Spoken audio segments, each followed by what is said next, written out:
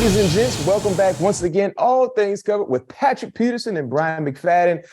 Yes, sir, we're back again. Unfortunately, not the outcome we all were looking for. Sometimes you get the bear, sometimes the bear gets you.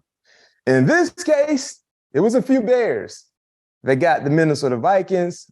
Unfortunately, Skull Nation, we got to do a Cowboys recap. Don't worry, this recap is going to be very, very fast. It's going to be a quick recap, but we got to pay our dues to what just happened, right? Cowboys recap, Vikings lose 40-3. It was the largest road win in Cowboys franchise history. It's the second largest home loss in Vikings franchise history. It was the third largest loss in NFL history by a team that entered the game 8-1 or better. Before we get into that part of the show, Pat P, let's start the pregame. Right? For you guys that were actually in the stadium, you know exactly what happened in regards to the intro. For guys like myself, girls who were not there, women, male, female, you know, we didn't get a chance to see the player intro. But get this, our very own Pat P. He was the last defensive guy to be announced in the starting lineup, came out of the tunnel, got a huge standing ovation from the fans that were there in the stadium. What was that moment like for you, Pat P., in front of the home fans after having a huge week the week before against the Bills? Man, it was pretty cool. You know, it's pretty awesome to, you know, get the ovation and the cheers that I got coming out of the tunnel last into that Dallas game. It was a lot of energy, you know, in the stadium. You know, like you said, unfortunately, we came out on the wrong end of that stick. But we have an opportunity in front of us. So happened to be 4 days from that, you know, disaster, lost that performance that we just put up, you know, last Sunday. So that's a good news out of all of this. We have an opportunity in front of us, 4 days, a little bit quicker turnaround than we would normally have to get that bitter taste out of our mouths. So hopefully we can, you know, rebound from this. It's going to be a great opportunity to see what type of guys we have, you know, in this locker room. And I don't question the guys we have one bit. I'm just more excited to see if the guys are up for the challenge that's in front of us. In your opinion, Pat P., where did the game go wrong?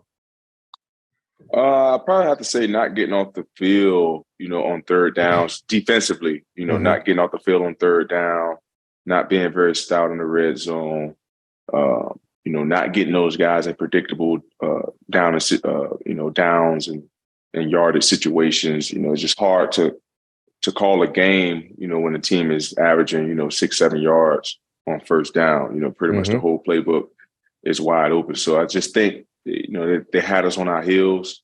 And as a defense, you know, it's hard to be successful playing on your heels, you know, and they had a very good balanced attack with running the ball, did a great job of setting plays up. And, you know, quite frankly, we just didn't, you know, do well with, you know, some of the things they was throwing at us. But, you know, like I said, man, we got 4 days, you know, with another great opportunity in front of us to play on Thanksgiving in front of our home crowd again to get that bitter taste out of our mouths, because we know we didn't put up our best performance. We looked ourselves in the mirror, you know, right after that game, and to a man, we know that we did not play our best football, and that was not our brand of football as well. So Thursday coming around, you know, a couple of days, you'll definitely see a different Minnesota Vikings team. I know for me, watching the game as a fan, you're correct. Third down was an issue, but they won first down. So anytime an offense can win first down, they get in manageable third down situations, and 9 times out of 10, they capitalize. But watching that game, the first offensive drive was a sack fumble. They gave the Cowboys great field position. You guys held them to 3 points. But the second offensive drive, you basically drove the length of the football field. You had 2 opportunities to come down with a huge touchdown. You didn't. You settled for a field goal. That was a great opportunity. If you put 7 points on the scoreboard, you snatch all the momentum back from the Cowboys. Now it's time to make them play your style of play. But missing those opportunities, settling for a field goal, just kind of jump-started everything for the Cowboys. You never was able to get out of that snowball that got bigger and bigger as it rolled down the hill. But it's a live and learn type of process in the National Football League. And these are the moments where you really find out what type of ball club you are. You know what I mean? No doubt about it. When you really thought you was on top of the mountain, now you got force-fed some humble pie. Now it's about what can you do for an encore performance? As you mentioned, you don't have to sit a full week to dwell on that loss. You get a chance to jump right back into the saddle, being able to play on Thanksgiving. Tony Pollard is a huge contributor to their passing game. He's the best pass catching running back they have. But how did the team defensively fail to account for Tony Pollard, especially in passing opportunities? I won't necessarily say we failed to, account for him in the passing game, because we all know what type of athlete he is in the passing game, especially when him and Zeke are in the game at the same time, which is a 21 pony personnel, which is, we call that, it's 21 personnel, it's 2 backs, no tight ends. But the P is for that extra back who we consider as a receiving running back. So he's a guy that goes out, for multiple passes. The route tree is pretty much open for him. And we understood that, we understood where he was going to be. They just did a good job of scheming him open. They was setting up plays throughout that whole game, sending him on jet and fly motions on third downs, trying to see how we was going to react to certain things. And they finally got, the couple plays that they was fishing for, throughout that game to spring them free for a couple touchdowns. But, he is a dynamic football player. He is a guy that kind of makes that offense go. If you look at it, Zeke is, he's not the same running back that he once was, 3-4 years ago, as far as that every down type of running back. And just Pollard is just there to, take the load off him. And quite frankly, in my opinion, make the offense run just a little bit better. No question. He gives them a little burst. He gives them a little more versatility. And that's why he's so much involved in the passing game. He had over 100 yards receiving and 2 receiving touchdowns. So those huge plays coming from Tony Pollard. How do you treat a game like this, Pat P? Talking about just a one-sided affair. Do you watch a lot of tape, or do you kind of like move on and forget, getting ready for the next ball game? Well, with this week being a different week from normal weeks, you kind of, you watch some of the plays that kind of hurt us, that we really need to clean up, where there was maybe multiple, mental errors. Obviously we know we're playing against the New England Patriots coming up this on Thanksgiving. The guy who loved to attack teams' weaknesses and trying to see what hurt them in the previous game. We understand that that's probably going to show up Thursday night. So, we did have opportunity to watch a little bit of the tape, move on from it and just find a way, like I said, to now this is the time to see the character that we have, in this Minnesota Vikings locker room. And I don't question the character that we have one bit. I tell the guys all the time, one of my favorite coaches that I had the opportunity to play with was Bruce Arians. And he always told us, good teams don't lose 2 in a row. And I really, really know that we are a really, really good football team, and that the New England Patriots are definitely going to get our best shot. Pat P, as we do this podcast, I can't help but notice your T-shirt. Is that a Cam Dantzler shirt? Yeah, this was shout out to my boy Cam, man. Hopefully we can get him back in a couple of weeks. But yeah, I figured out I pay some homage to my guy Cameron Dantzler on tonight's show. Yeah, you guys definitely missed Benito out there. He was playing some pretty good football, but hopefully he gets back sooner than later. Of course, we didn't get a chance to see the ice, the chains, but Are they still a part of the celebration in regards to wins, or are the chains retired? Well, we'll see. Man, I was asking Z about that the other day, since we saw, Washington, Tyler Heineke, they kind of did the chain thing as well. It's good to see, those guys, catch on to the trend, that we kind of started in the NFL. But I think it will be something different coming to you on the next road game. Okay. I can't wait to see it. And as you said, you guys are pretty much trendsetters, because other teams are starting to kind of bite that plane ride home after a huge win. So let's see if you can set another trend. Pat, you've been in the league for a long time, 12 years to be exact. But get this, you set a career high on Sunday. This was your first game in your career with 2 tackle for losses. Let's break down those plays. By the way, great reaction. Yeah, you didn't know that? Mm-mm. Yeah, first time in your career that you were able to come up with 2 tackle for losses. But let's break down those plays. I mean, good reaction. and just being able to be where you need to be to come up huge in creating tackle for losses?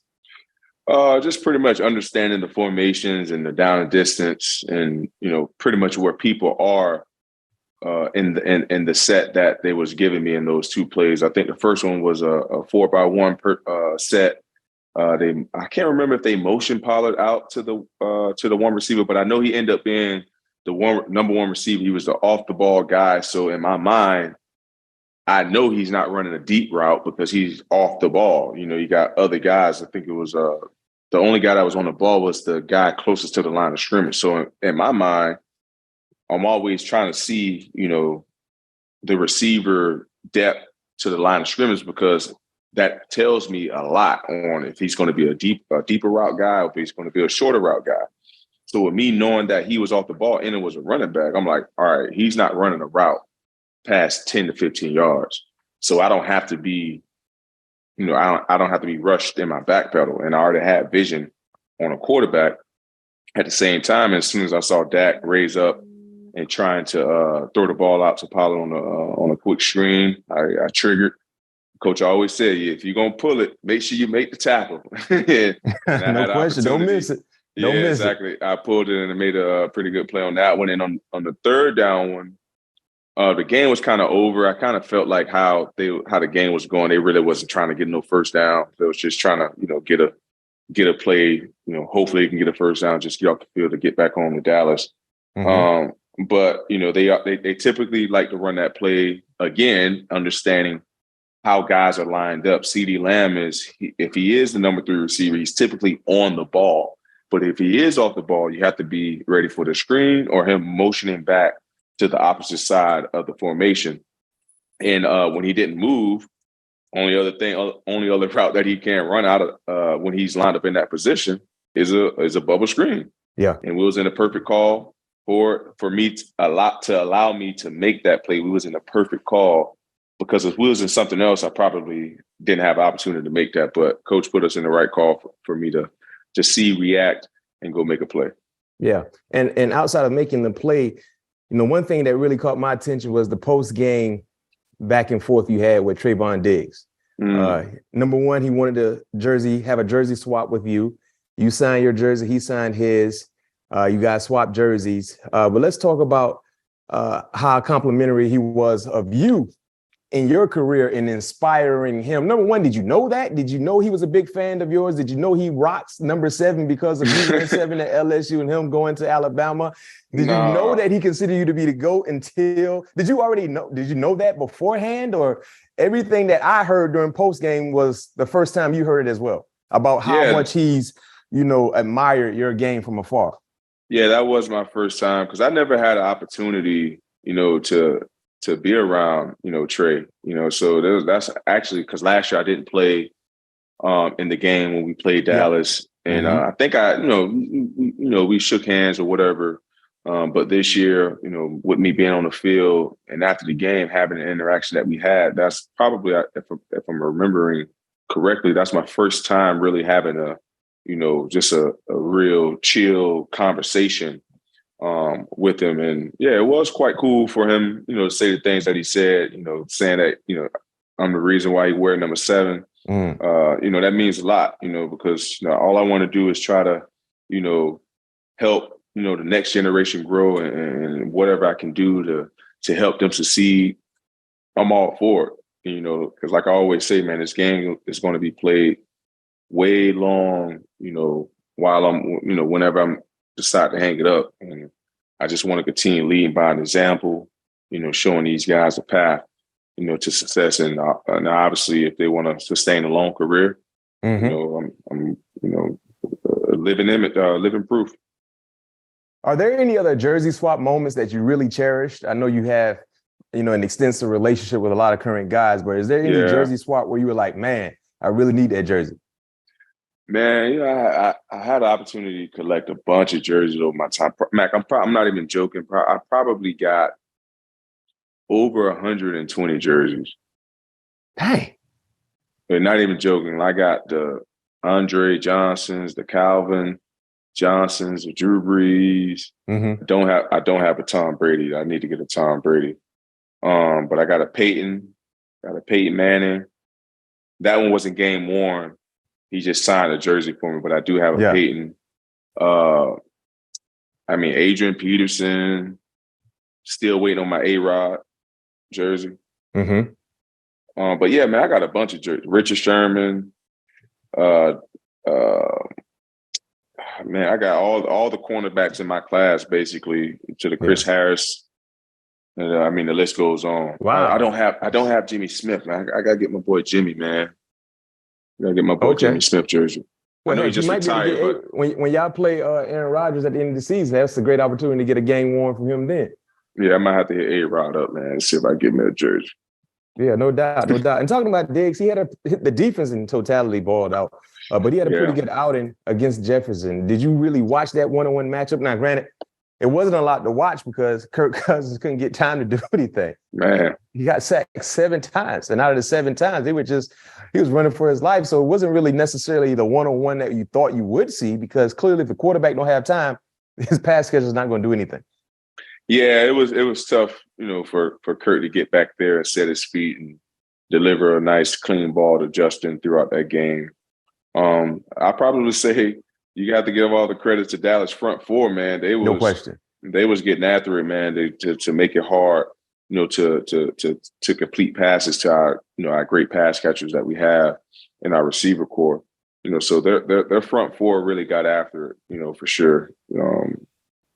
Throughout that game to make it tough to spring the receivers open on the back end. So the front four, I definitely think, they get all the praise for that game for sure.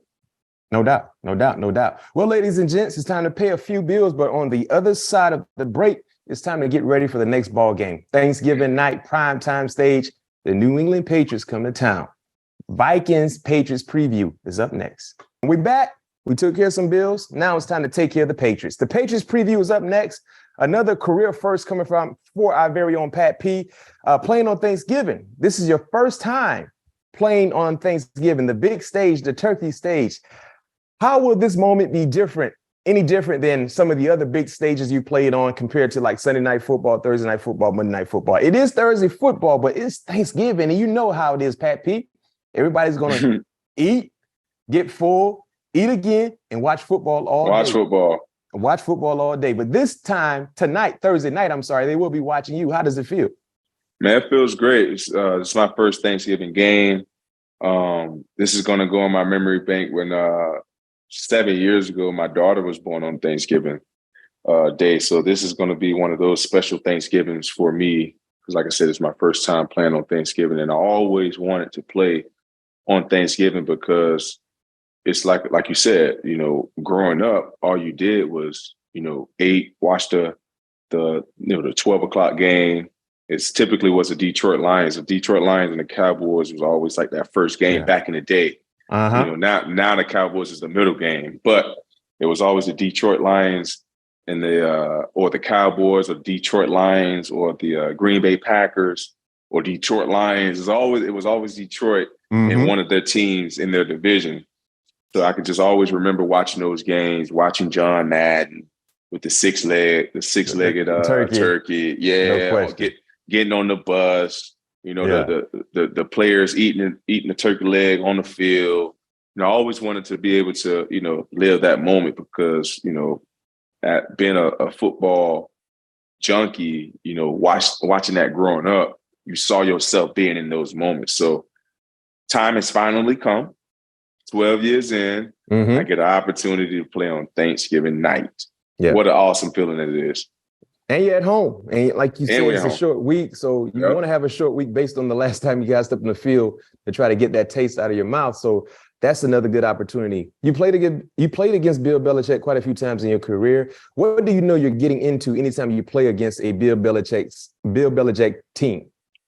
Well, you got to understand that, a Bill Belichick team is not going to be the self offense that's not going to make many mistakes, but in the past with his quarterbacks, besides Tom Brady, those guys have been very, very turnover prone. But he's going to have a very, very stout defense and special teams. He's going to pack a great special teams, especially on the road. So we got to look forward to playing a very, very disciplined football team, a tough football team that's not going to beat themselves. So for us, we have to be mentally sharp.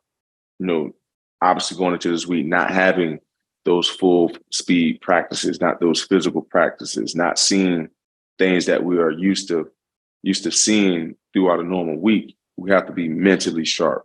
This is a mental preparation week. And it's going to come down to who is the mentally toughest, smartest football team. Hopefully we can be that team. And also, too, it will come down to which offensive line unit can protect the quarterback the best, because they had a horrible outing as well. Their offensive line, they didn't do a good job at all in protecting Mac Jones against the New York Jets. So let's see exactly which offensive line unit bounces back. They're on a good 3-game winning streak right now. I know you're starting in your early process of watching film. What have you seen from this team that has warranted 3 straight wins? Like I said, they're going to play good defense, man. They're not going to try. They try to keep themselves out of harm's way on the offensive side of the ball. They just want to try to, dink and dunk the ball down the field as much as they can. Take their shots on early downs. Try to find themselves in, predictable third downs. But like you said, the offensive line is, it's not a strong suit, of their team. Not very good in pass protecting. So that's why they try to do a good job of keeping the defense off balance by taking those shots on early downs versus later in the downs, and trying to stay on track with the run game. They try to mix in a lot of screens that make sure to keep you guys honest on, when you are rushing the quarterback. So we have to understand that these guys are going to give us everything, that they felt that hurt us in previous games. And just going to test our waters and see if we fixed it. So like I said, this is a very, very smart football team that's going to do everything in their power and their will not to beat themselves. Do you feel like this is a must-win based on last week's performance? I mean, Mac, we prepare to win, every week, every time we step out on the field. I don't necessarily feel like it is a must win, because, we go out there and try to get a W every time we step out on the field. But getting a W going into that 3-day weekend and getting a W on Thanksgiving is huge, so getting a win on Thursday would definitely help us feel a lot better about ourselves. And with that being said, Pat P, it's BMac prediction time. I already got a score in my mind. I don't have to think about it. I feel it. It's been rocking with me all day long. Let's see what you got now. Minnesota takes home a huge win, much needed win. I hope it's more than one score. Final score, 19-13. You only give it one touchdown. They settle for field goals. 19-13. Vikes win. 19-13. That score came to me quick. So let's see how accurate I can be. Most importantly, guys, you guys know, I want to hit the prediction right on top. But most importantly, I want to get the best prediction, which is the win. Let's find a way to get to 9-2. 9-2 is the goal. All right. Yes, sir. Pat P, now it's time to tap into around the league. Here's where we move around, we navigate throughout the NFL. Let's start with Zach Wilson. Did you see his post-game presser? Now, number one, Pat P, you talk about a bad performance at the quarterback position. In 7 offensive drives in the second half, 7 drives, the Jets offense had 2 yards. I heard, man. I don't even know how that's possible. I heard on one, they said in the second half, the offense, I thought it was minus 20. Oh, was it Zach who accumulated minus 21 passing yards? I don't know if he had minus, but in totality, they had 2 yards in 7 offensive drives in the second half. So the entire second half, they only had 2 yards of offense. So I'm asking you this question. Stat out there. Listen, the reporter gave him a layup. You know how New York media can be. They gave him a layup and said, do you feel like you let the defense down? Basically, because it was a horrible offensive performance. He said, no. If you're in that locker room playing on that defense and you just left it all on the line, what would your reaction be to hearing the quarterback say, no, we didn't let them down? First of all, I asked him what game was he at? It was a one-word answer too. He just said no. Which yeah. Like what game were you at, bro? You wasn't at the game that we was at. That in the second half, our offense accumulated 2 yards. 2 yards, and we gave up 3 points. So you trying to tell me we gave up one more point than a yard, and y'all gave up in the whole second half? And you mean to tell me then they you didn't let us down? The whole second half, yeah, you didn't let us down, man. Come on, Zach. They honestly, I've been looking at ESPN all day, and it was talking about a lot of people. It's like, man, they need to bench him. They can't bench him. The first round draft. I mean, they can, but they can't. Man, they invested in with this kid, man. Man, listen, no. That investment hasn't paid off. Yeah. Hey, Pat P. They're investing into this kid. You played out there. You was in Arizona when y'all had Josh Rosen. I know. Bro. That was a short stint. Sam Darnold had a short stint with the Jets, the quarterback before Zach Wilson. He'll be there next year. They're gonna give him one more year. Then after that, he's gone. He has become the Achilles heel of their team. I agree. I agree with you 100%. He has 4 touchdowns, 5 interceptions. He completed 55% of his passes. You haven't really seen him do anything. And it seems like the most disturbing part about his game is the above the shoulder element. He's not really developed or grown. And you can tell he doesn't have the locker room supporting him because the wide receivers, it seems to be a disconnect. When you hear them talk about the game, like Garrett Wilson, the rookie, he had something different to say in regards to letting the defense down. And Elijah Moore, clearly he doesn't have a relationship. So I feel like this. They got a playoff caliber defense. They can run the football well. The only thing they don't have good or average is quarterback play. So this is his second year. That's what I'm saying. They're gonna give him one more year, Matt, because he ain't gonna trade him. Pat P. Ain't no Mike. They might give him one more year. But right now, if you throw him out there against Chicago and he lay down again, you already know what time it is. But you can't afford to allow games to slip through your fingers. You're supposed to win if you have playoff aspiration. Yeah. They should have beat the Patriots twice. Yeah, I agree. And both times he played a big part in them not beating the Patriots. I've been saying this all year long. Jimmy Garoppolo is going to be the quarterback for the Jets next year. I can see that 100%. He's going to be the quarterback for the Jets next year. Right, watch. I've been saying it all year long. Sure. Yeah, I can see that. Yeah. I mean, why not? And if that's the case, guess who's gone? Zach. No. So so they gonna just up and cut him? Because I don't think nobody gonna trade for him. No question. They'll cut ties. We've seen it. That has been a new theme in regards to that. It has been highly drafted quarterbacks. Remember, they let Sam Darnold go after 3 years. Yeah. Josh Rosen with the Cardinals only had a 2-year stint, if I'm not mistaken. Shit, it felt like one. It felt, no question, it felt like one. It definitely felt like one. So we have to wait and see. In other news, Cordero Patterson broke an NFL record with his 9th kickoff return for a touchdown. Question for you, Pat P. You used to be an elite returner in your day. Yeah. Who is the best returner ever, and should they get a Hall of Fame consideration? Yes, the best returners of all time is no question Devin Hester. Mm-hmm. Behind him, I got to go Dante Hall. Dante Hall was special. Okay. Dante Hall was special. Then after Dante Hall, I got to go Cordell. Yeah, he's a bad boy, man. I've seen it in person a couple times, so he's special. And after that, what was my boy Josh Cribbs? Yeah, Josh Cribbs. I didn't realize this. Most kickoff returns for touchdown in NFL history. Cordero has 9. Leon Washington, Florida State teammate, got 8. Josh Cribbs has 8. Punt return all-time leaders. Devin Hester got 14. He also has 5 kickoff returns for touchdowns. Yep. Eric Metcalf, I used to be a big Eric Metcalf fan, man. 21 for the Cleveland Browns. He got 10. Sir. Brian Mitchell has 9 punt returns. Pat P is tied for 21st with 4.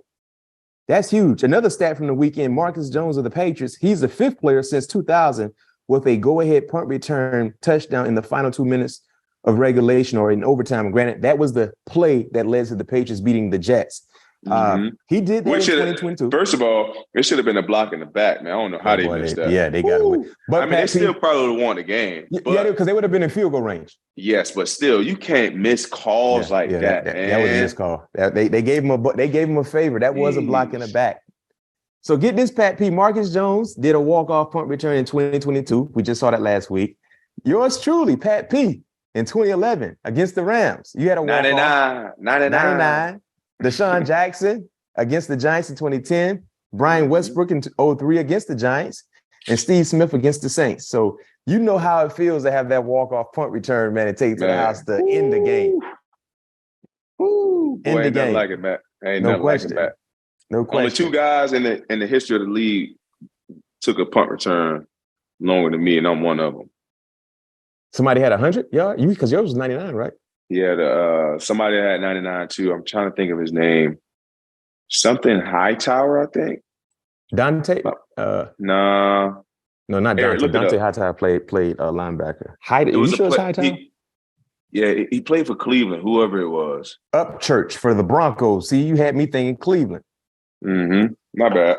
Yeah, no doubt. Before we let you go, Pat P, some mid-year awards we would like to highlight. Defensive Rookie of the Year. You got some outstanding defensive backs involved. Sauce Gardner, he's the favorite right now. Followed by Tariq Woolen, plus 325. Aiden Hutchinson, plus 600. And Jack Jones, who's been balling as well, plus 2,000. Man, the defensive back class is in good hands. When you look at some of the young studs that are doing a great job early in their career in the National Football League. And then when you transition to the Defensive Player of the Year, Michael Parsons is the odds-on favorite, followed by Matthew Judon, who you guys will see Thursday night. He's plus 600. He's been a elite sacking player. He's been always in the backfield so far. Nick Bosa and Max Crosby at plus 2,500, Pat P. Anything you have you noticed from those defensive players? Well, heck, you just got a chance to see Michael Parsons in person this past Sunday.